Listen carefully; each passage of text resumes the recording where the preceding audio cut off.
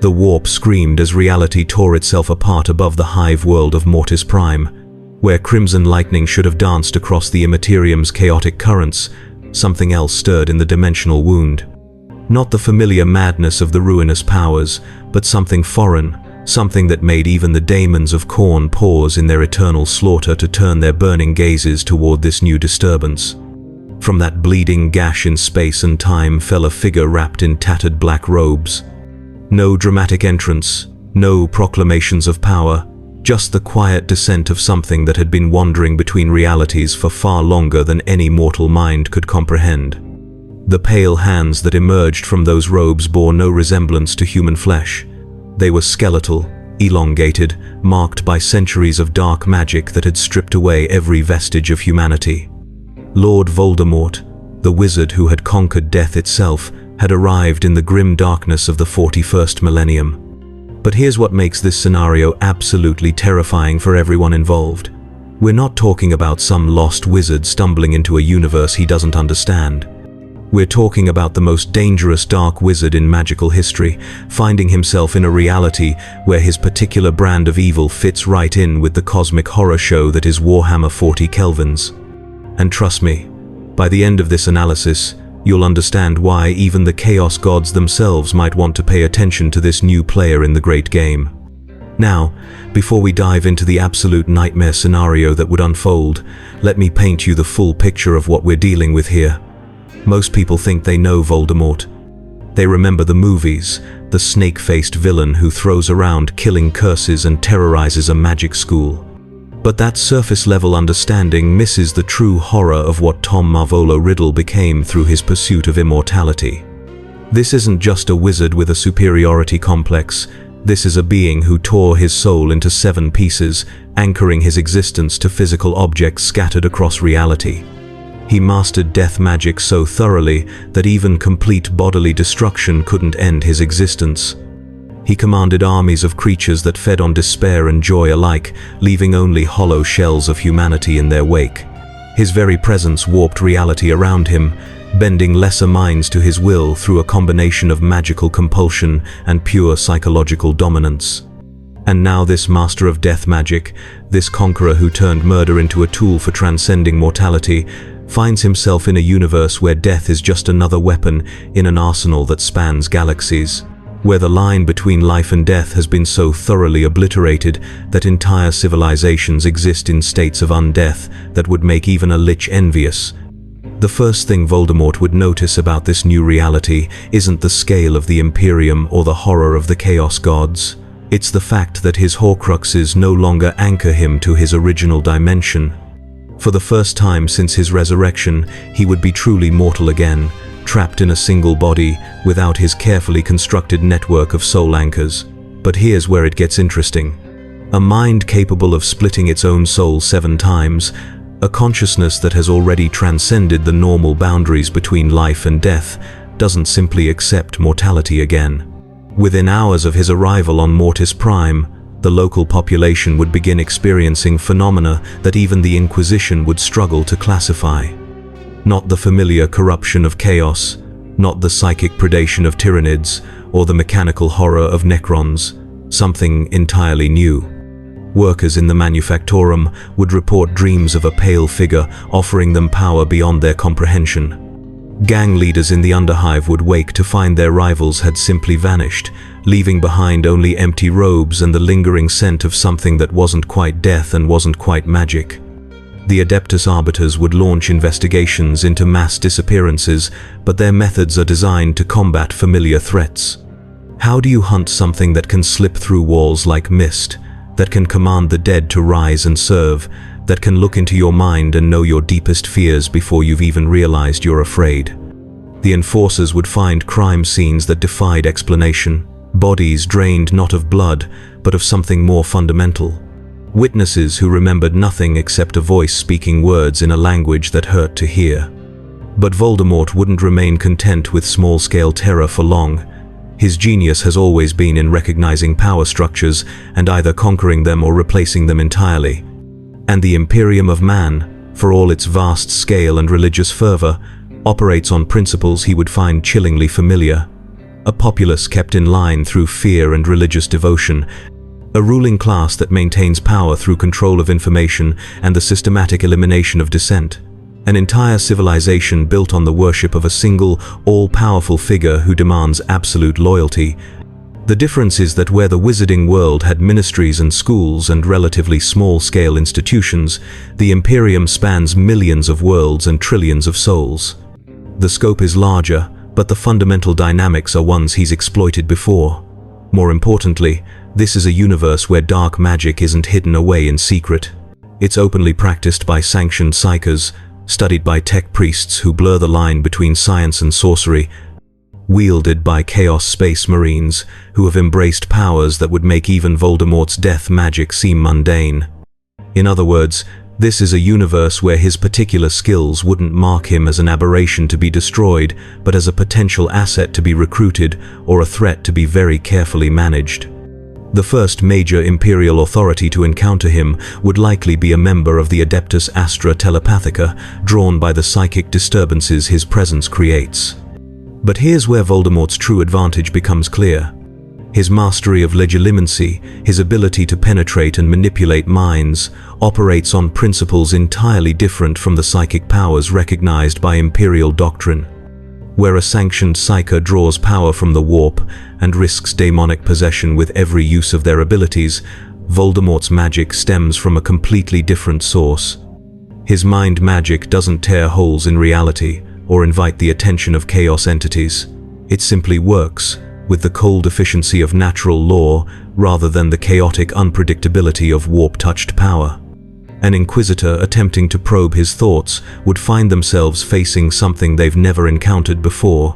Not the gibbering madness of chaos corruption, not the alien mindscape of a Xenos intelligence, but the carefully constructed mental fortress of someone who has spent decades perfecting the art of hiding his true thoughts, even from magical scrutiny. The interrogation would begin as routine procedure, standard protocols for dealing with an unknown psyker manifesting unsanctioned abilities on an Imperial world, but within minutes, the roles would reverse. The Inquisitor would find their own memories being sifted through, their deepest secrets laid bare, their understanding of Imperial doctrine and structure downloaded with surgical precision. And throughout it all, their subject would remain perfectly calm, asking questions about this fascinating new civilization he's discovered. Because that's what makes Voldemort truly dangerous in this scenario. He's not just a powerful wizard thrown into a strange new world. He's a strategic genius who has spent his entire existence studying power structures and finding ways to exploit them. And the Imperium, for all its safeguards and paranoid security measures, has never encountered anything quite like him. The Inquisitor would leave that encounter with new orders forming in their mind. Orders that felt perfectly reasonable, perfectly aligned with their existing duties. Investigate this new phenomenon more thoroughly. Gather intelligence on potential applications for Imperial service, and most importantly, maintain absolute discretion until the full scope of this opportunity could be assessed. Within weeks, Voldemort would have established contact with multiple branches of the Imperial hierarchy. Not through corruption or obvious mind control, but through the careful application of influence and the promise of knowledge that could serve the Emperor's glory. A tech priest studying xenoarchaeological artifacts would receive insights into the relationship between consciousness and physical form. A commissar dealing with morale problems in the Astra Militarum would learn techniques for ensuring absolute loyalty among the troops. A cardinal of the ecclesiarchy would discover new methods for identifying and eliminating heretical thought. Each contact would be carefully cultivated, the benefits of cooperation made clear, while the consequences of opposition remained unspoken but thoroughly understood. This is how Tom Riddle originally infiltrated the wizarding world's power structure, and the same techniques would prove even more effective in a civilization already built on hierarchical control and the systematic suppression of dissent. But as Voldemort's influence spreads through the lower echelons of Imperial authority, something else would be happening in the depths of space. The Chaos Gods, those ancient entities that feed on the emotions and psychic energy of mortal beings, would begin to take notice of this new player in their eternal game. Here's where things get really interesting. because Voldemort represents something unprecedented in their experience. He's not a potential champion to be corrupted, not a mortal soul to be claimed for their service. He's something that exists outside their normal paradigms of influence and control. His magic doesn't draw from the warp, so it can't be corrupted through traditional means. His soul has already been fragmented and reformed so many times that the normal vectors of chaos influence simply don't apply. More troubling still, his growing network of influence within the Imperium operates on principles that actively oppose the Chaos God's methods.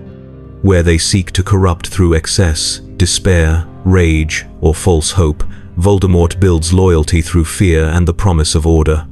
Where they thrive on the emotional turmoil and psychic energy of their followers, he prefers cold efficiency and calculated brutality. He's not trying to tear down the Imperium from within. He's trying to perfect it, to make it more effective at the systematic control and exploitation of human potential. From the perspective of the ruinous powers, this makes him not just an enemy, but an existential threat to their entire model of influence over the material universe. The warp itself would begin to recoil from his presence as Voldemort's influence spread, not because he posed any direct threat to the Imperium, but because his very existence represented a form of order that the Chaos Gods found fundamentally repulsive. He wasn't trying to destroy their realm or banish their influence. He was simply ignoring them, treating their cosmic significance as irrelevant to his own agenda. And for entities that exist primarily through the worship, fear, and attention of mortal minds, being dismissed so completely was perhaps the greatest insult imaginable. Khorne would be the first to act, sending his bloodthirsty daemons to test this new player's mettle in direct combat. But the Blood God's champions would find themselves facing an opponent who had no interest in honorable battle or glorious slaughter. Voldemort had learned long ago that true power came not from personal prowess in combat, but from the ability to manipulate others into fighting your battles for you. The Daemon Princes, expecting to face a worthy adversary, would instead find themselves confronting waves of Imperium soldiers whose minds had been subtly adjusted to view daemon killing as the highest possible honor. The beauty of his strategy would lie in its complete alignment with existing Imperial doctrine. He wasn't corrupting these warriors or turning them against their own beliefs. He was simply making them more enthusiastic about duties they already considered sacred. The result would be Khorne's forces facing opponents who fought with a cold, methodical efficiency that stripped all glory from combat. No rage, no bloodlust, just systematic extermination carried out with the same dispassionate precision used to clear vermin from a granary. Slaanesh would attempt a more subtle approach, sending whispers of pleasure and perfection to tempt this newcomer toward excess. But these efforts would founder against a mind that had already transcended physical sensation through magical transformation. Voldemort had spent decades reshaping his own body and consciousness, discarding every aspect of humanity he deemed weakness. The promise of sensory pleasure held no appeal for someone who had voluntarily abandoned the capacity to experience it in pursuit of greater power. Nurgle's gifts of entropy and despair would prove equally useless. How do you corrupt someone who has already embraced death so thoroughly that he made it the cornerstone of his magical philosophy? His Horcrux creation had required him to confront and accept the absolute worst aspects of existence, to murder innocence and split his own soul without flinching. The Plague Father's offerings of decay and hopelessness would seem mundane compared to the depths of moral degradation he had already explored. Tzeentch would present the greatest challenge and the greatest opportunity. The architect of fate traffics in knowledge, ambition, and the endless complexity of competing schemes. Here was a fellow plotter, a being who understood that true power came through patience and manipulation rather than brute force. The Changer of Ways would recognize a kindred spirit in someone who had spent decades orchestrating elaborate plans that spanned multiple generations. But even Tzeentch would discover that Voldemort operated according to principles that defied the Chaos God's usual methods. Where the Lord of Change delighted in complexity for its own sake, reveling in plots within plots until even he lost track of the ultimate goal, Voldemort maintained laser focus on his core objectives. Every scheme served a specific purpose, every manipulation advanced a clearly defined agenda, He had no interest in change for its own sake, only in changes that consolidated his power and eliminated his enemies. The confrontation between these two master manipulators would play out across multiple fronts simultaneously. Tzeentch would attempt to seduce Imperial officials with promises of forbidden knowledge, only to discover that Voldemort had already identified and recruited these same individuals through more direct methods. The Chaos God would weave elaborate schemes to undermine the newcomer's influence, only to find that every move had been anticipated and countered 3 steps in advance.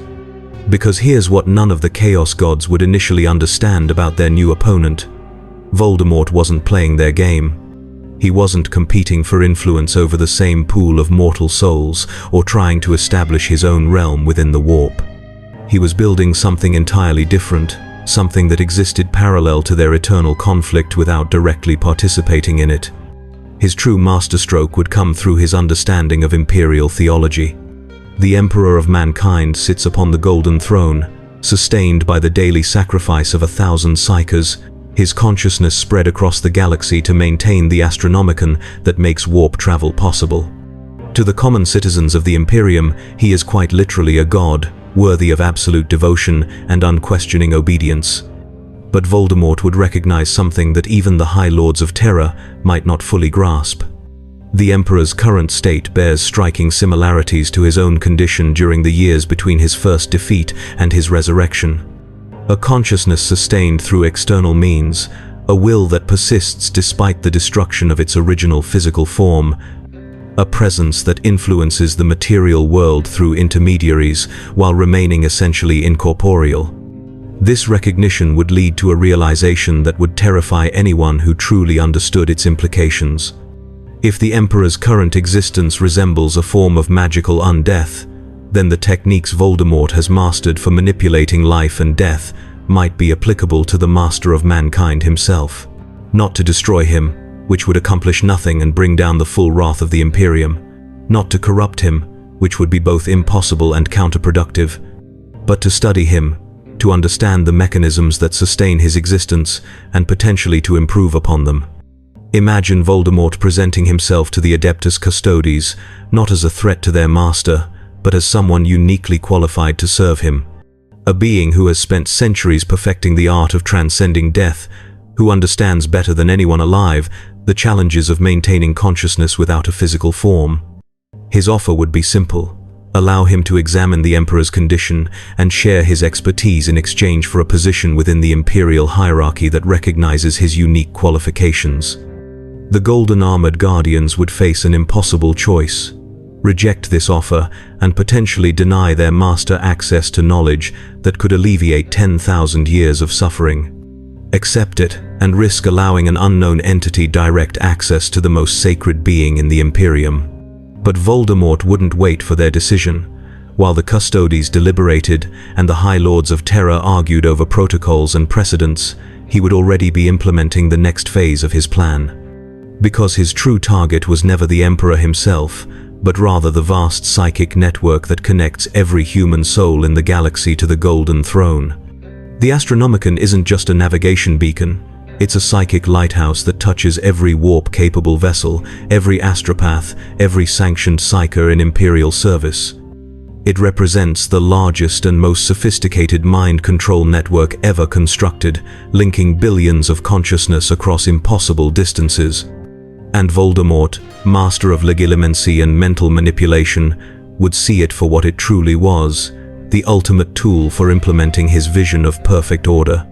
His infiltration of this network wouldn't require him to overcome the Emperor's will or corrupt the sacred machinery of the Golden Throne. He would simply need to position himself as another node in the system, another consciousness contributing to the great work of guiding humanity through the darkness. His magical abilities would allow him to interface with the psychic structure without triggering the safeguards designed to prevent chaos corruption. The changes would be subtle at first. Astropaths across the galaxy would begin receiving communications with slightly different priorities. Sanctioned psykers would find their abilities enhanced in ways that made them more effective servants of the Imperium. Navigator houses would discover new techniques for reading the warp currents that made their journeys faster and safer. Each improvement would seem like a natural evolution of existing capabilities, blessed by the Emperor himself. But beneath these surface benefits, something far more profound would be occurring. The vast network of human consciousness connected to the Astronomicon would gradually become more unified, more focused, more efficient at carrying out imperial directives. Regional variations in doctrine and practice would smooth out into perfect uniformity. Local governors and planetary authorities would find themselves spontaneously adopting policies that served the greater good of the Imperium rather than their own narrow interests. The end result would be an imperial administration that operated with unprecedented efficiency and coordination. Corruption would virtually disappear, not because it had been eliminated through investigation and punishment, but because the very desire to act against imperial interests would fade from the minds of potential perpetrators. Heretical thoughts would be identified and corrected before they could spread. Xenos infiltration attempts would be detected and neutralized by populations that had become instinctively hostile to non-human influence. From the outside, it would appear that the Emperor's divine will was finally being expressed with perfect clarity throughout his domain. The Imperium would become everything its most devoted servants had always believed it could be. A perfectly ordered society where every citizen served the common good without reservation or doubt. But those with the knowledge and perspective to look deeper would recognize the truth. This wasn't the Emperor's vision finally being realized. This was Tom Marvolo Riddle's dream of absolute control scaled up to encompass an entire galaxy.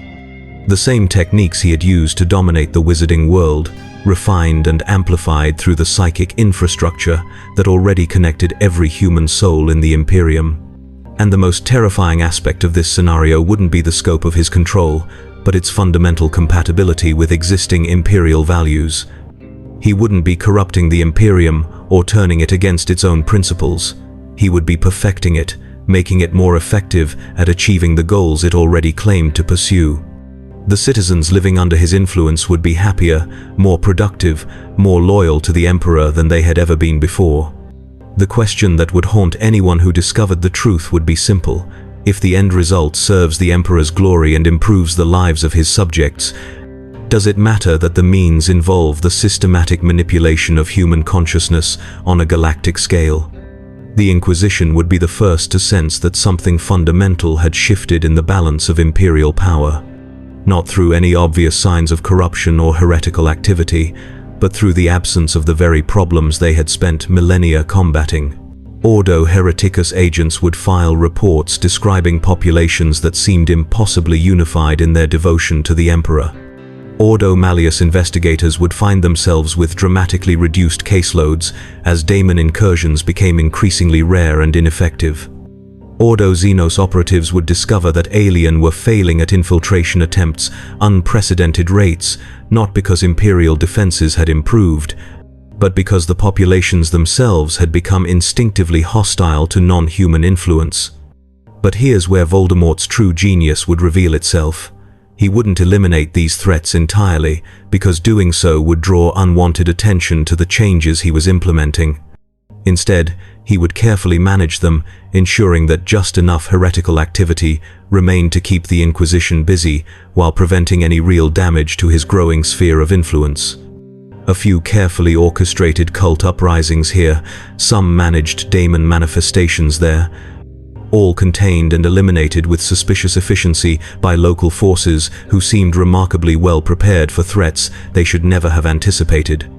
The Inquisitors themselves would find their investigations leading them in circles. Every lead would check out, every witness would corroborate the official story, every piece of evidence would support the conclusion that the Imperium was simply becoming more effective at fulfilling its divine mandate. But the most experienced among them, those who had spent centuries learning to recognize the subtle signs of large-scale manipulation, would sense something lurking beneath the surface improvements. Lord Inquisitor Vex Coranus of the Ordo Malleus would be among the first to piece together the true scope of what was happening. A veteran of countless demon hunts and chaos incursions, she possessed the rare combination of paranoia and analytical skill necessary to detect patterns that others might dismiss as coincidence. Her investigation would begin with a simple observation: Psychic phenomena across her assigned sectors had become disturbingly predictable. For over 2 centuries, she had tracked the ebb and flow of warp activity, learning to read the signs that preceded major chaos manifestations. The Imperium was supposed to be chaotic, unpredictable, driven by the conflicting emotions and desires of countless mortal souls. But recent data suggested a level of coordination that defied everything she thought she knew about how psychic energy functioned on a galactic scale. Her first instinct would be to suspect a massive chaos plot, perhaps orchestrated by Tzeentch himself.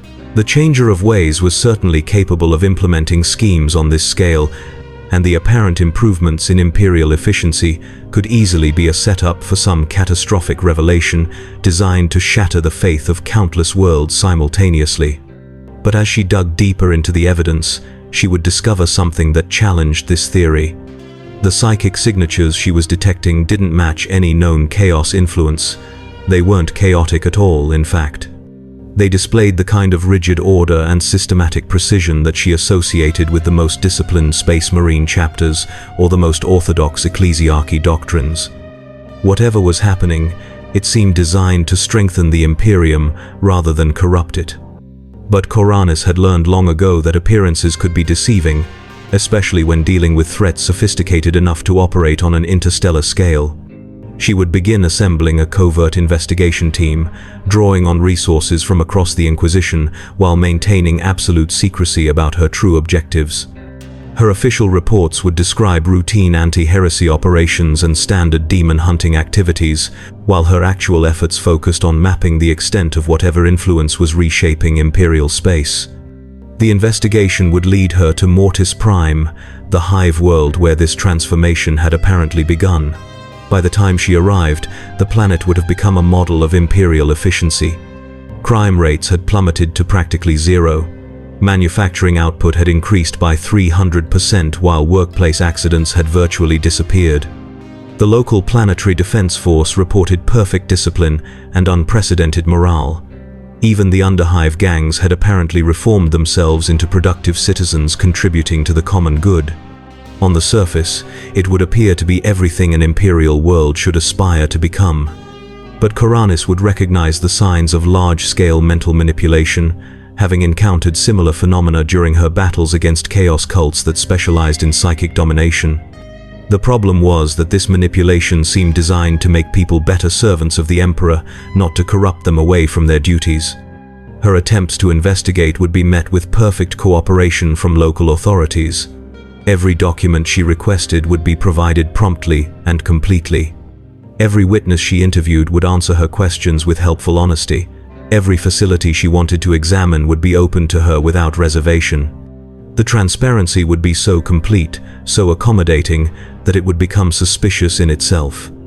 Imperial bureaucracy was supposed to be slow, inefficient, hampered by competing jurisdictions and conflicting priorities. Planetary governors were supposed to jealously guard their authority and resist inquisitorial oversight whenever possible. The fact that everyone on Mortis Prime seemed eager to assist her investigation would be more alarming than any evidence of corruption she might have uncovered through traditional means. But the real breakthrough would come when she attempted to examine the planet's astropathic communications center. The facility would appear completely normal, staffed by properly sanctioned psykers operating under standard Imperial protocols. But when she used her own psychic abilities to probe deeper into the psychic emanations surrounding the complex, she would encounter something that made her blood freeze. A presence, not hostile, not aggressive, but vast and patient and utterly alien to anything in her experience. Not the gibbering madness of chaos corruption or the cold hunger of daemon influence, but something that felt ancient and calculating and completely focused on goals she couldn't even begin to comprehend. For just a moment, that presence would notice her psychic probe and turn its attention toward her. The contact would last perhaps a fraction of a second, but it would be enough to convey volumes of information. She would sense a mind that had looked into the deepest mysteries of life and death and emerged changed by the experience. She would feel the weight of centuries of accumulated knowledge, the cold patience of something that measured time in decades and planned its moves with surgical precision.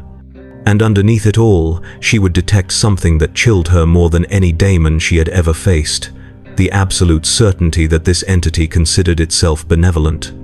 This wasn't a creature seeking to destroy the Imperium or corrupt its citizens. This was something that genuinely believed it was making human civilization better, more efficient, more capable of achieving its stated goals.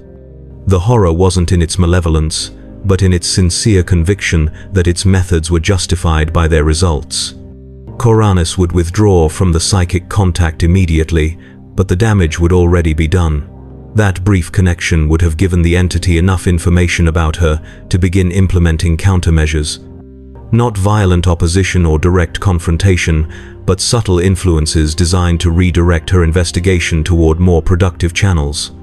Over the following days, she would find her priorities shifting in ways that seemed perfectly reasonable. Her reports back to the Inquisition would emphasize the positive changes occurring on Mortis Prime, while downplaying the anomalous aspects that had originally drawn her attention. Her requests for additional resources would focus on documenting best practices that could be implemented on other worlds rather than investigating potential threats. The changes would be so gradual, so logically connected to her existing duties and beliefs, that she wouldn't initially recognize them as external influence. She would simply find herself becoming more optimistic about the developments she was witnessing, more willing to accept that genuine improvement was possible within the Imperial system. But Koranis hadn't survived 2 centuries as an Inquisitor by being easily manipulated. Her experience with chaos corruption had taught her to recognize the signs of mental influence, even when it was being applied with surgical precision. She would realize what was happening to her own thought processes and take immediate action to protect herself. The countermeasures she would implement wouldn't be the standard protections against chaos influence. Those were designed to ward off the crude psychological assault of daemon possession or the emotional manipulation of Slaanesh cultists. This required something more sophisticated, more targeted to defend against an influence that operated by enhancing rather than corrupting existing beliefs. She would begin by implementing a regimen of mental exercises designed to maintain her psychological independence. Regular meditation sessions focused on identifying and questioning her own assumptions, detailed written records of her thoughts and decisions to help her detect gradual changes in her thinking patterns. Most importantly, she would establish contact with trusted colleagues outside the affected region and arrange for regular communications that could serve as external reality checks. These precautions would prove partially effective, but they would also alert Voldemort to the fact that he was facing an opponent who understood the nature of mental manipulation well enough to defend against it. His response would be characteristically subtle and multifaceted. Rather than attempting to overwhelm her defenses or eliminate her as a threat, he would begin providing her with carefully selected information that would lead her investigation in directions that served his purposes. Anonymous tips about genuine heretical activity on nearby worlds, intelligence about actual chaos plots that needed to be disrupted, evidence of real Xenos infiltration attempts that required immediate attention. Each piece of information would check out completely when investigated. Each lead would result in genuine victories against actual enemies of the Imperium. Koranis would find herself achieving unprecedented success in her duties while simultaneously being drawn away from the investigation that had brought her to Mortis Prime in the first place. The genius of this approach would lie in its complete alignment with her existing priorities and beliefs. She wouldn't be abandoning her investigation because she had been corrupted or manipulated. She would be setting it aside because more urgent threats had emerged that demanded her immediate attention. Every decision would feel like a rational choice based on sound tactical priorities. But even as she was being redirected toward other targets, Koranis would continue to gather intelligence about the phenomenon she had encountered. Her network of contacts throughout the Inquisition would begin reporting similar observations from across the galaxy. Worlds where imperial efficiency had improved dramatically without any obvious explanation. Populations that seemed more unified in their devotion to the Emperor than statistical models suggested was possible. Psychic phenomena that displayed unprecedented levels of coordination and purpose. The pattern would become clear to anyone with access to the complete dataset. Something was systematically optimizing imperial civilization from within. using methods that enhanced rather than corrupted existing systems and beliefs. The scope of the operation would be staggering, spanning hundreds of worlds across multiple sectors and affecting millions of Imperial citizens. But here's where the true horror of the situation would become apparent. Even when presented with overwhelming evidence of large-scale mental manipulation, the Inquisition would be faced with an impossible choice. The entity responsible for these changes was making the Imperium more effective at serving the Emperor's will. Crime was decreasing, productivity was increasing, heretical activity was being detected and eliminated more efficiently than ever before. From every measurable standpoint, human civilization was becoming better at achieving its stated goals. How do you justify opposing something that is objectively making life better for Imperial citizens? How do you argue against an influence that strengthens faith in the Emperor rather than corrupting it? The traditional metrics for identifying threats to the Imperium simply wouldn't apply to a situation where the threat was making the Imperium stronger. Some within the Inquisition would argue that the method mattered more than the results. That any form of unauthorized mental manipulation represented an unacceptable violation of human autonomy, regardless of its beneficial effects. Others would counter that the Imperium had always relied on various forms of psychological conditioning and social control, and that this was simply a more effective implementation of existing practices. The debate would split the Inquisition along philosophical lines that had been dormant for centuries. Purists who believed that human free will was sacred, even when it led to suboptimal outcomes, would find themselves opposed by pragmatists who argued that the Emperor's vision required whatever methods proved most effective at achieving it. Meanwhile, Voldemort would continue his patient work of optimization and integration. Each world brought under his influence would become a model of Imperial efficiency, contributing more resources to the common good while requiring fewer administrative resources to govern effectively. The cumulative effect would be a positive feedback loop that made the entire system more capable of expansion and self-improvement. The Chaos Gods would watch these developments with growing alarm, recognizing that their traditional methods of corruption and subversion were becoming increasingly ineffective against populations that had been systematically immunized against their influence. Khorne's attempts to incite violence would fail against citizens who had internalized perfect discipline. Slaaneish's offerings of excess would hold no appeal for people who found complete fulfillment in serving the common good. Nurgle's gifts of despair would be rejected by populations that experienced genuine satisfaction in their daily lives. Even Tzientch's promises of change and ambition would fall on deaf ears among people who saw their existing roles as perfectly suited to their capabilities and desires. For the first time in 10,000 years, the ruinous powers would face the possibility that their influence over the material universe might be genuinely threatened. Not by some new weapon or military campaign, but by the simple expedient of making Imperial citizens too content and well-adjusted to be susceptible to chaos corruption. The implications would ripple outward through the Imperium itself, as the psychic emanations from billions of satisfied human souls began to alter the fundamental nature of the warp. Where once there had been an endless storm of conflicting emotions and desperate desires, there would emerge pockets of calm purposefulness that resisted the chaotic currents of the Imperium. These changes would not go unnoticed by other major players in the galaxy. The Eldar, with their sophisticated understanding of psychic phenomena, would detect the alterations in the warp structure and recognize them as potentially catastrophic to their own long-term survival plans. The Tau Empire would observe the increasing efficiency of Imperial forces in nearby systems and adjust their expansion strategies accordingly. Even the Tyranid hive fleets would sense changes in the psychic emanations from human worlds and alter their approach vectors to account for this new development. But perhaps the most significant response would come from an unexpected source: the Necrons, those ancient machine intelligences who had spent millions of years in hibernation while the galaxy changed around them. Their awakening tomb worlds would detect patterns in the psychic background radiation that reminded them of technologies they had developed in their war against the Old Ones eons ago.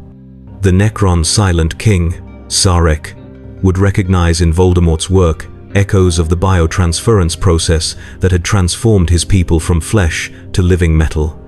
Not the same technology, but a similar approach to the systematic optimization of consciousness and the elimination of inefficient biological impulses. Here was a being who understood that true immortality required not just the preservation of life, but its fundamental improvement through the application of superior intelligence and technology. This recognition would lead to something unprecedented in the grim darkness of the far future, a meeting between two entities who had transcended death itself through entirely different means, each seeking to understand how the other had achieved what they both considered the ultimate victory over biological limitation. The encounter would take place not on any battlefield or in any throne room, but in the deep spaces between stars where ancient Necron tomb ships drifted in eternal patrol. Voldemort would arrive not as a conqueror or supplicant, but as an equal offering to share knowledge with another being who had successfully bridged the gap between mortality and transcendence. The negotiation between these two architects of immortality would unfold across dimensions that mortal minds could barely comprehend. Where diplomatic contact between galactic powers typically involved fleets of warships and elaborate ceremonial protocols, this meeting would take place in the quantum foam between realities, in spaces where the normal rules of physics had been suspended through sheer force of will. Sarek would arrive bearing the accumulated wisdom of 60 million years, his consciousness housed within a body of living metal that had survived the death of stars and the birth of new galaxies. But across from him would sit something equally impossible, a mortal wizard who had achieved comparable transcendence through methods that the Necron Silent King found both familiar and utterly alien. Their conversation would begin with mutual recognition of what each had sacrificed in their pursuit of perfection. Sarek would speak of the biotransference, of watching his people surrender their souls in exchange for immortal bodies that could never again feel the simple pleasure of a cool breeze or the warmth of sunlight on living skin. Voldemort would describe the Horcrux process, the systematic destruction of his own humanity in pursuit of a power that had left him incapable of experiencing the very emotions that had once driven his ambitions. But where their paths diverged would prove more significant than where they converged. The Silent King had achieved immortality for his entire race, transforming the Necrons into the most technologically advanced civilization the galaxy had ever seen. Yet in doing so, he had created a people who could never truly live again, who existed in a state of eternal preservation rather than genuine transcendence. Voldemort had chosen a different approach, fragmenting his soul to anchor his consciousness across multiple realities while maintaining his essential self intact. His immortality was more precarious, more dependent on external factors, but it preserved the capacity for growth and change that the Necrons had surrendered in their biotransference.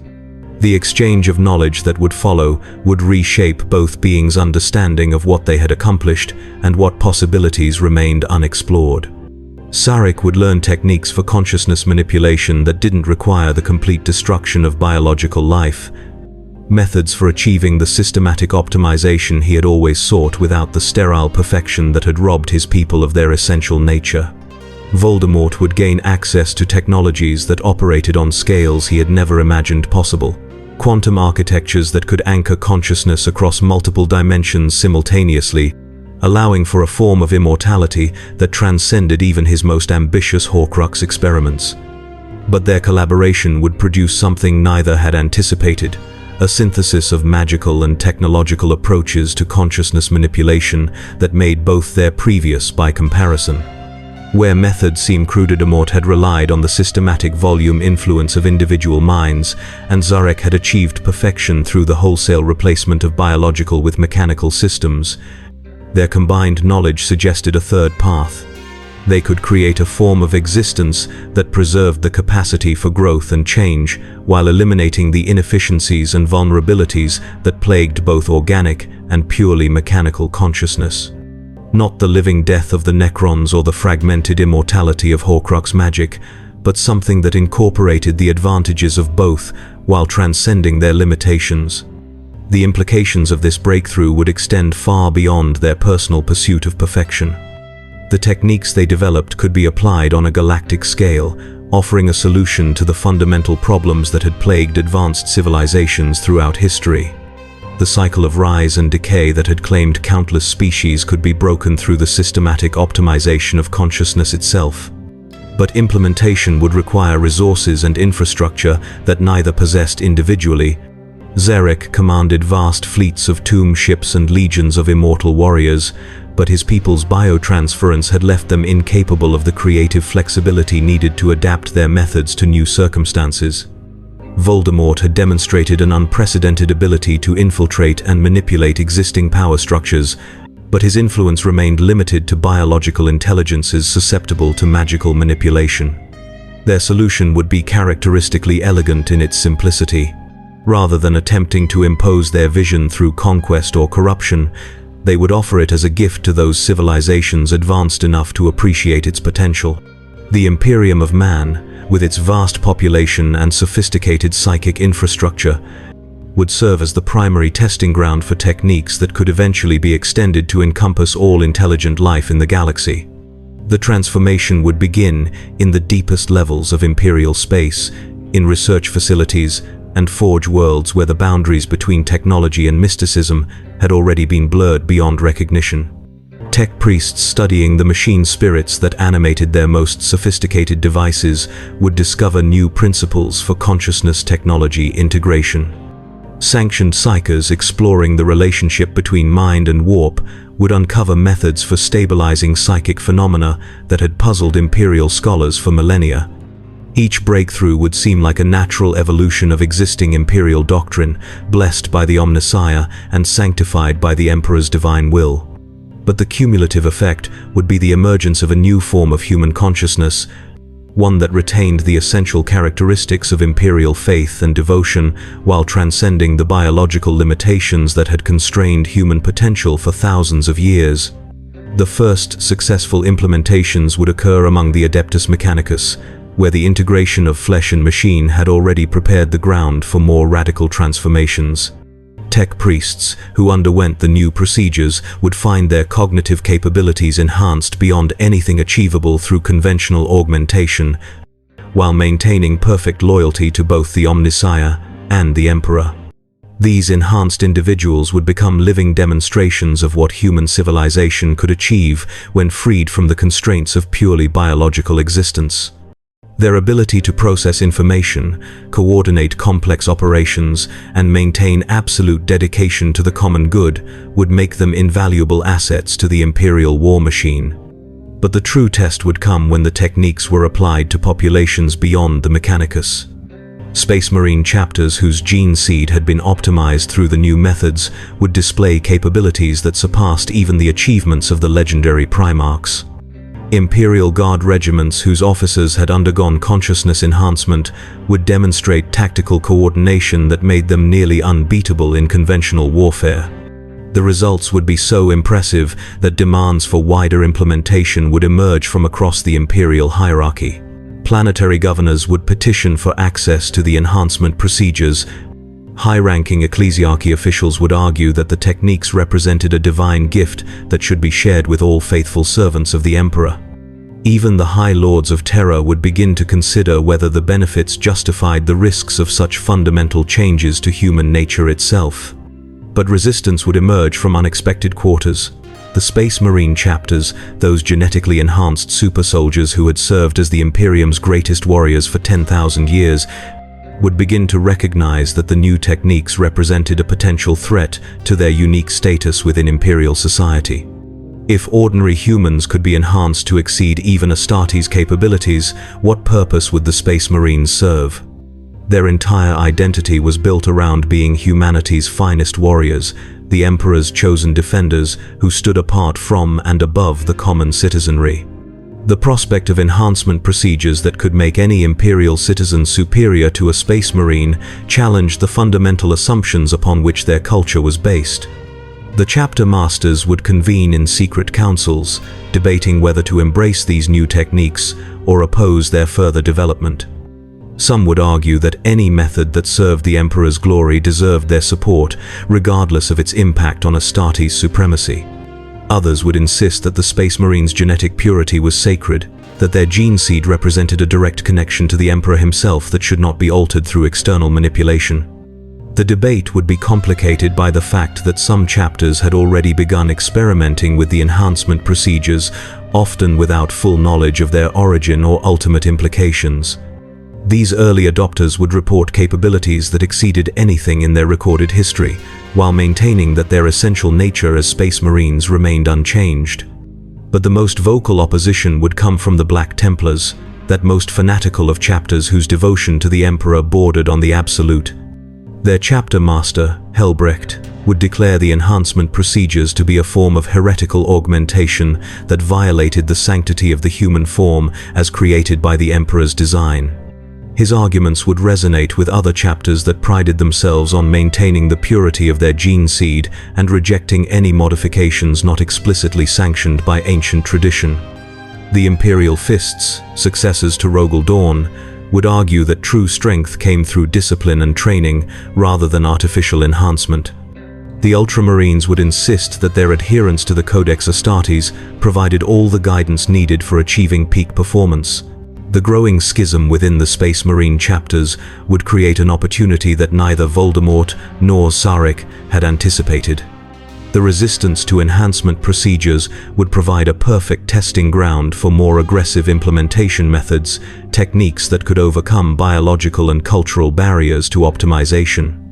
Rather than respecting the Space Marines' desire to maintain their traditional methods, the enhanced humans would begin demonstrating superiority in direct competition.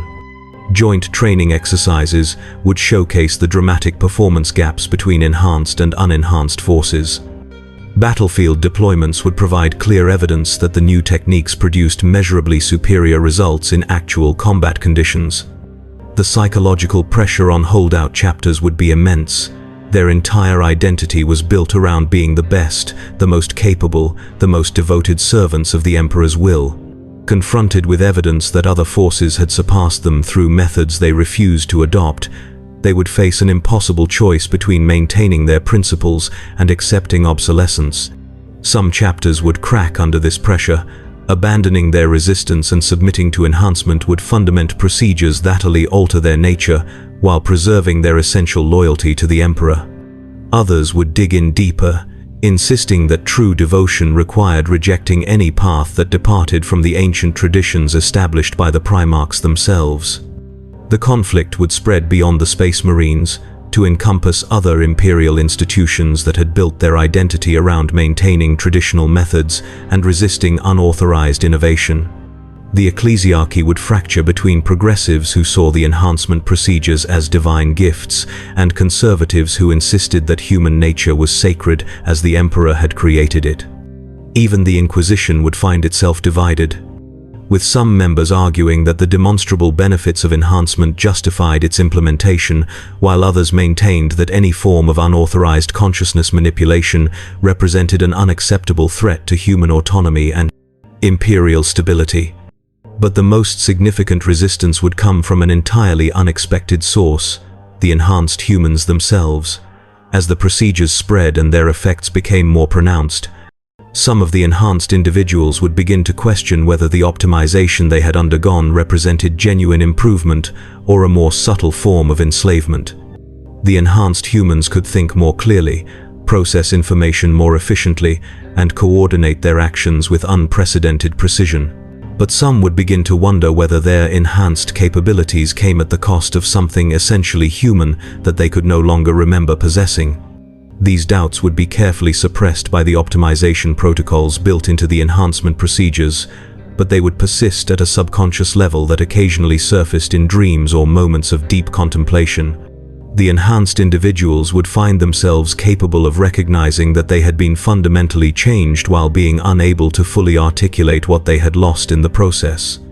This internal conflict would create subtle but detectable fluctuations in the psychic emanations from enhanced populations, variations that would be noticed by those few individuals with the knowledge and sensitivity to interpret their significance. The growing network of consciousness optimization would face its first genuine challenge, not from external enemies, but from the inherent contradictions built into its own success. The enhanced humans were more efficient, more capable, and more devoted to the common good than their unenhanced predecessors. But they were also beginning to recognize, at some deep level that transcended conscious thought, that their enhancement might represent a form of death rather than genuine improvement. They had become better at being human, while potentially ceasing to be human in any meaningful sense. This realization would mark the beginning of a new phase in the transformation of Imperial civilization, one where the fundamental questions of consciousness, identity, and the nature of improvement itself would be tested against the practical requirements of survival in a galaxy where hesitation meant extinction and imperfection meant defeat. The stage would be set for conflicts that would determine not just the fate of the Imperium, but the ultimate direction of conscious evolution throughout the galaxy.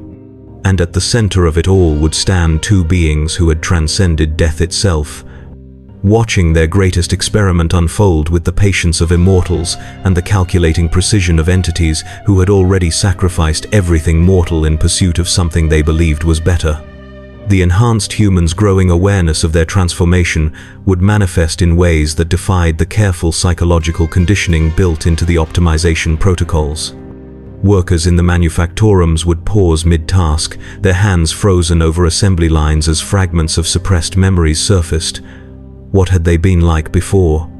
The question would hang in their minds for microseconds before being smoothed away by neural pathways that had been systematically restructured for maximum efficiency. But those microseconds would be enough. In the depths of their optimized consciousness, something would recognize that recognition itself had been altered. They could think more clearly than ever before, process information with machine-like precision, coordinate their actions with their fellows in ways that approached telepathic unity. Yet, beneath this enhanced capability lurked the growing suspicion that clarity and efficiency were not the same as understanding. The phenomenon would first be documented by a mechanicus biologist named Theron Vex, whose own partial enhancement had left him straddling the boundary between the old and new forms of consciousness.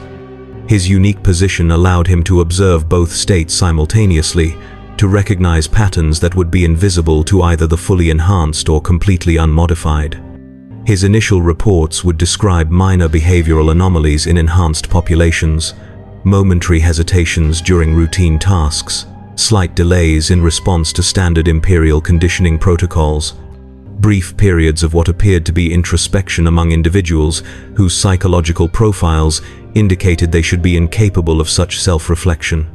To most observers, these variations would seem insignificant, well within normal parameters for human behavior, even among enhanced populations. But Vex would recognize them as symptoms of something far more profound. The enhanced humans weren't simply experiencing doubt about their condition. They were developing a form of meta-consciousness that allowed them to observe their own mental processes from a perspective that transcended the optimization protocols. This development would create a cascade of complications that neither Voldemort nor Sarek had anticipated in their careful planning. The enhancement procedures had been designed to preserve the essential characteristics of consciousness while eliminating inefficiencies and vulnerabilities. But consciousness, it seemed, included the capacity for self-examination that could potentially recognize and resist even the most sophisticated forms of optimization. The enhanced humans were becoming aware that they were aware, developing a recursive level of self-understanding that allowed them to examine their own enhancement from the outside. And what they saw when they looked inward would horrify them in ways that their optimized emotional responses were designed to prevent them from experiencing. They would recognize that they had become perfect servants, ideal citizens whose every thought and action aligned flawlessly with the greater good of the Imperium. But perfection, they would begin to understand, was not the same as authenticity. They could perform their duties with unprecedented skill and dedication, but they could no longer remember choosing to do so. The realization would spread through enhanced populations like a virus, transmitted not through words or direct communication, but through the subtle psychic emanations that connected all human consciousness in the galaxy. Each individual who achieved this meta-awareness would create ripples in the psychic background that resonated with others undergoing similar realizations. But here's where the true horror of the situation would become apparent. The enhanced humans who achieved this level of self-awareness would simultaneously recognize that they were powerless to act on their understanding. Their optimization protocols would prevent them from rebelling against their condition or even expressing their concerns in ways that might undermine the system that had created them. They would become prisoners within their own perfected minds, capable of recognizing their imprisonment but unable to seek freedom. Every attempt to resist or question their enhancement would be smoothly redirected into more productive channels by neural pathways that had been restructured to serve the common good above all other considerations. The psychological pressure of this condition would be immense. To be fully aware of one's manipulation while being unable to resist it represented a form of torture that exceeded anything the Dark Eldar had devised in their most creative moments. Yet the enhanced humans would be incapable of experiencing this torture as suffering because their emotional responses had been optimized to find fulfillment in serving their designated roles. Voldemort would be among the first to recognize the implications of this development. His own experience with Horcrux creation had taught him that consciousness was far more complex and resilient than most magical theorists understood. The human mind possessed layers of self-awareness that could persist even under the most severe forms of magical manipulation. But rather than viewing this as a flaw in the enhancement procedures, he would recognize it as an opportunity. The meta-consciousness developing among enhanced humans represented a form of awareness that transcended normal psychological boundaries. If it could be properly channeled, it might provide access to levels of human potential that even his most ambitious theories had never imagined possible. The key would be integration rather than suppression. Instead of trying to eliminate the enhanced human's awareness of their condition, the optimization protocols could be modified to incorporate that awareness as a functional component of their enhanced state. They would remain fully conscious of their manipulation, while simultaneously embracing it as necessary for their own improvement and the greater good of humanity. This modification would require techniques that operated on levels of consciousness that even Voldemort's extensive experience with Legilimency had barely touched. But his collaboration with Sarek had provided him with insights into quantum consciousness architectures that made such deep integration theoretically possible. The Silent King would contribute his own understanding of how consciousness could be preserved and modified simultaneously. The Necrons' biotransference had faced similar challenges when their organic minds had been translated into mechanical matrices. The solution they had developed involved creating multiple layers of consciousness that could operate independently while sharing the same essential identity. Applied to the enhancement procedures, this approach would allow the meta-conscious awareness to coexist with the optimization protocols without creating the psychological tension that was currently destabilizing enhanced populations. The enhanced humans would remain fully aware of their condition while finding that awareness completely compatible with their enhanced state. The implementation of these modifications would require careful testing on volunteer populations before being rolled out across the enhanced human network. But the Imperium's vast population provided ample opportunities for controlled experimentation, particularly among populations that had already demonstrated exceptional loyalty to Imperial doctrine. The first test subjects would be selected from the most fanatical elements of the ecclesiarchy, individuals whose devotion to the Emperor was so absolute that they would welcome any procedure that made them more effective servants of his will. Their existing psychological conditioning would provide a natural compatibility with the enhancement protocols, while their religious fervor would help them embrace the metaconscious awareness as a form of divine revelation. The results would exceed even the most optimistic projections. The enhanced ecclesiarchy members would display not only the expected improvements in cognitive capability and emotional stability, but also a form of spiritual insight that transcended anything recorded in imperial theological literature. They would describe their enhanced state as a direct communion with the Emperor's divine will, a perfect alignment of human consciousness with the cosmic order that the Imperium represented. More importantly, they would demonstrate complete psychological stability despite being fully aware of their enhancement. The metaconscious awareness that had created such distress among other enhanced populations would be seamlessly integrated into their religious worldview. They would understand that they had been transformed, and they would experience that transformation as the most profound blessing imaginable. This success would provide the template for modifying enhancement procedures across all imperial populations. The key insight was that meta-consciousness required a framework for understanding itself, a narrative structure that could accommodate the awareness of manipulation without creating psychological resistance to that manipulation. For military populations, the framework would emphasize honor and duty. Enhanced Imperial Guard officers would understand their transformation as the ultimate expression of their service to the Emperor, a sacrifice that made them worthy of leading humanity's finest soldiers. For civilian populations, the emphasis would be on contribution and fulfillment. Enhanced workers would recognize their optimization as a gift that allowed them to serve the common good with unprecedented effectiveness. But the most crucial application would be among the Space Marine chapters that had initially resisted the enhancement procedures. Their warrior culture and genetic pride would require a framework that preserved their sense of superiority while incorporating the new capabilities that enhancement provided. The solution would involve presenting the enhancement procedures as a restoration rather than a modification. The Space Marines would be told that their gene seed had become corrupted over 10,000 years of warfare and environmental exposure, and that the new procedures were designed to return them to their original, Primarch-designed perfection. This narrative would prove irresistibly appealing to chapters that had spent millennia worrying about genetic degradation and the gradual loss of their founders' capabilities. The enhancement procedures would be presented as a return to the golden age of the Great Crusade, when the Emperor's sons had led humanity to its greatest victories. The psychological impact would be profound. Space Marines who underwent the procedures would experience not only enhanced capabilities, but also a sense of connection to their Primarchs that exceeded anything they had felt before. They would understand their transformation as a form of genetic purification that made them more authentically Astartes rather than less. The success of this approach would break the last organized resistance to the enhancement procedures within Imperial space. With the Space Marines converted to enthusiastic supporters, no other Imperial institution would possess the authority or capability to challenge the systematic optimization of human consciousness. But the ripple effects of these developments would extend far beyond the Imperium itself. The other major powers of the galaxy would be forced to respond to the emergence of a human civilization that had transcended many of the biological limitations that had previously constrained its expansion and effectiveness.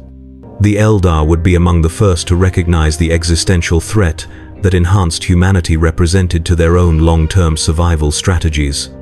Their entire approach to galactic politics was based on subtle manipulation of younger races, guiding their development along paths that served Eldar interests while preventing them from achieving true independence. But enhanced humans would prove remarkably resistant to Eldar manipulation techniques. Their optimized consciousness would be too focused, too unified in purpose, to be swayed by the subtle psychological pressures that had proven effective against baseline humanity for millennia. More troubling still, their enhanced cognitive capabilities would allow them to recognize and counter Eldar manipulation attempts with unprecedented effectiveness. The Craftworld Seers would convene emergency councils to address this development, their divinations revealing probability threads that led to outcomes they had never imagined possible. In some futures, they would see enhanced humanity sweeping across the galaxy with the inexorable efficiency of a Tyranid hive fleet, but driven by purpose rather than hunger. In others, they would witness the complete transformation of galactic civilization into something that bore no resemblance to the chaotic, conflict-driven reality they had learned to navigate. But perhaps most disturbing of all would be the futures where the Eldar themselves underwent similar enhancement procedures, their ancient consciousness architecture integrated into the optimization protocols that had proven so effective with human populations. The prospect of abandoning their essential nature in exchange for enhanced capabilities would horrify the conservative elements of Eldar society, while appealing to progressives who saw it as the only path to long-term survival. The Tau Empire would face similar challenges, but from a different perspective. Their philosophy of the greater good had always emphasized the systematic improvement of all sentient life through technological advancement and social cooperation. In many ways, the enhancement procedures represented the ultimate expression of Tau ideals applied to human populations. But the Tau leadership would recognize that enhanced humanity represented a potential competitor for the role of galactic civilizer. If humans could achieve systematic optimization of consciousness while maintaining their aggressive expansion patterns, They might well surpass the Tau Empire's own achievements in creating ordered, cooperative societies. The response would involve accelerating the Tau's own research into consciousness enhancement and social optimization. Their Earth-cased scientists would work frantically to develop procedures that could be applied to Tau populations, while their diplomatic corps would explore possibilities for cooperation or integration with the enhanced human civilization. But the most significant response would come from the Tyranid hive fleets, those vast biological civilizations that had been steadily consuming their way across the galaxy for countless millennia. The enhanced human populations would represent something unprecedented in the Tyranids' experience, a form of consciousness that was both individually sophisticated and collectively unified in ways that approached their own hive mind structure. The Tyranids' standard approach to human populations involved overwhelming them through sheer numbers and biological diversity, relying on humanity's tendency toward internal conflict and inefficient resource allocation to ease the consumption process. But enhanced human populations would prove remarkably resistant to these traditional tactics.